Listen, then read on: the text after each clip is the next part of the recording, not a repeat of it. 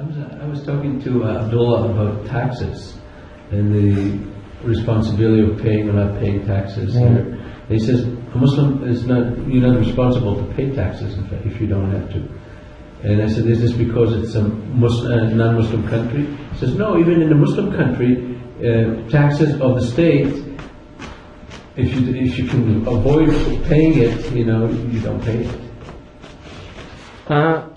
What's called income tax in classical Islam is definitely prohibited. Yeah, there's no income tax in Islam. Again, by Sharia, you cannot jeopardize yourself. So there's an example where a darura would override. Do you see what I mean? In other words, if by not paying taxes you are going to jeopardize your freedom, you'll be incarcerated. Your family will not have a provider. Then that's a worse evil than the evil of taxes. Do you see what I mean? So I think you have to be really careful with that. Yeah. The best thing you do is just live very frugally, make less than $10,000 a year, and you don't have to pay taxes.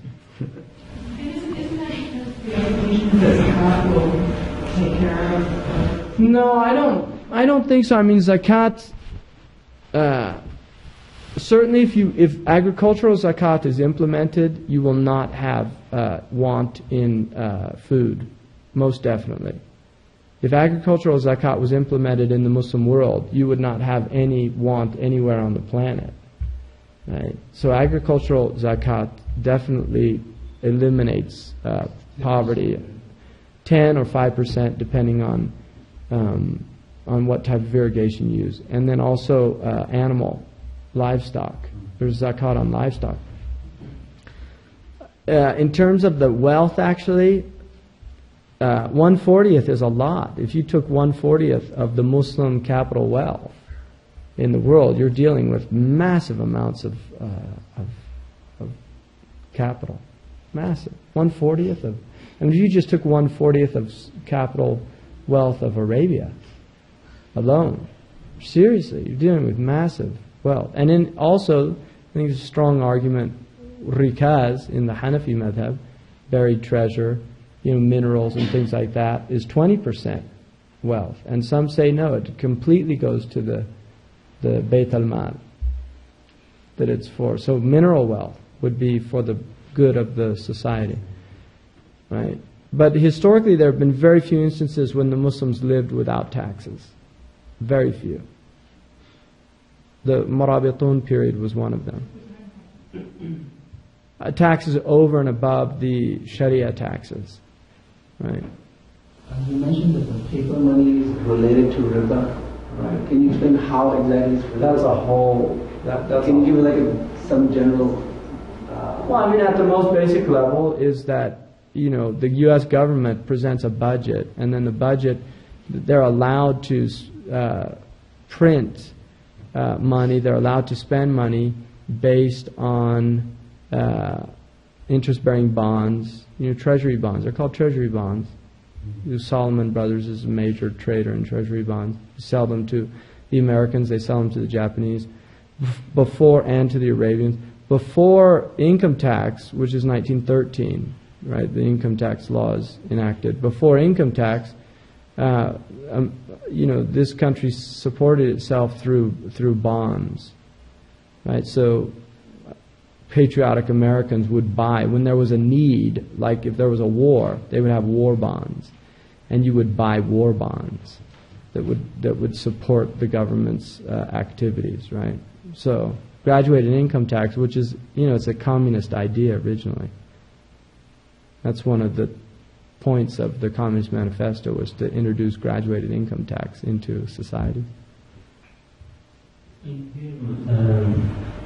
The mosque requesting that you pay your zakat to the masjid. Yeah, you don't have to do that.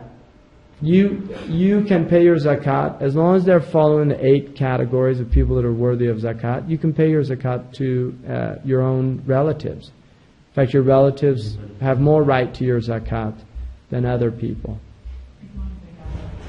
Yeah, if they have need. I mean, you can't just give. No, there has to be real need there.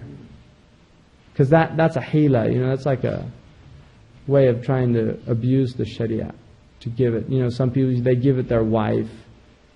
A'udhu billah. Hurub. So,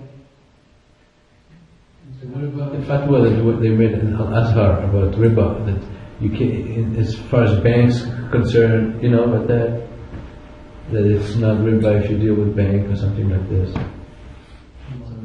that's a modern, it's a modern fatwa. Muhammad Abdu started that whole idea. But it's not, you don't see that as right.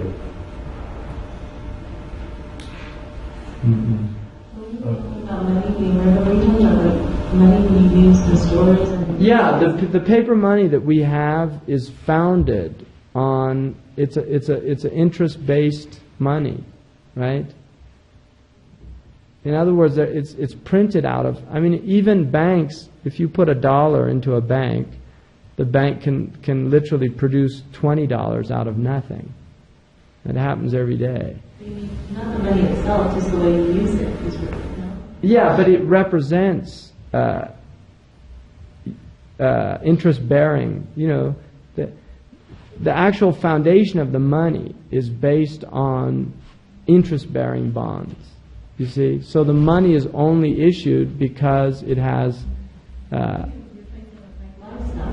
Bartering. I mean, traditional Islamic money is gold, silver, and bartering.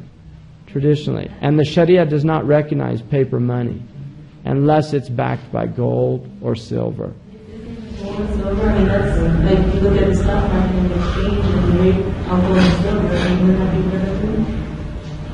That's because we're living in artificial economies. If gold is your standard, you see, then the gold does not fluctuate a great deal unless there is an introduction of gold into the economy, like a new discovery. For instance, if mines are discovered somewhere and there's a lot of gold introduced into the economy, circulation, then that will cause a temporary fluctuation. But generally, gold and silver maintain their...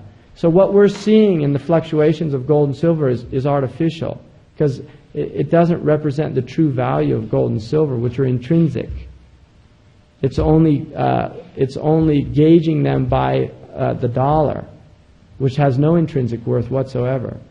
Its worth is based on the trust of the people in the economy, based on the amount of circulation, right? Inflation. I mean, these are all mechanisms that are being gauged by the Federal Reserve Bank and things like that.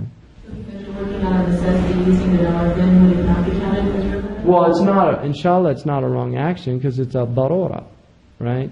That's an example of usr, where the ammal balwa. But the Muslims are supposed to try to find ways to get out of those type situations if they can.